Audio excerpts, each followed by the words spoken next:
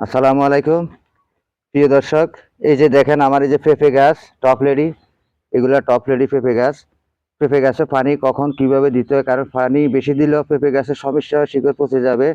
আর পানি দিতে হইলে আপনাকে দেখতে হবে, এই যে এখানে এখানে এইভাবে দেখবেন, এই যে শুকনো, এখানে শুকনো, এখানে 3-4 দিন পর পর আপনারা পরীক্ষা করবেন এইভাবে শুকনা, এই যে শুকনা যেন না থাকে।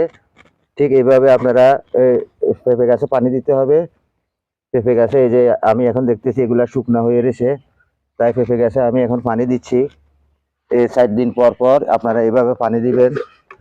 ঠিক এইভাবে পানি দিবেন আপনারা, ঠিক এইভাবে পানিগুলা দিবেন। এই যে আমি পানি দিয়ে দিচ্ছি, এই যে আমি পানি দিয়ে দিচ্ছি, এই যে পেঁপে গাছে পানি দিয়ে দিচ্ছি, কারণ এগুলা পানির প্রয়োজন। পেঁপে গাছে শিকড় ধরে গেছে, তাই আপনারা পেঁপে গাছে সবসময় খেয়াল রাখবেন।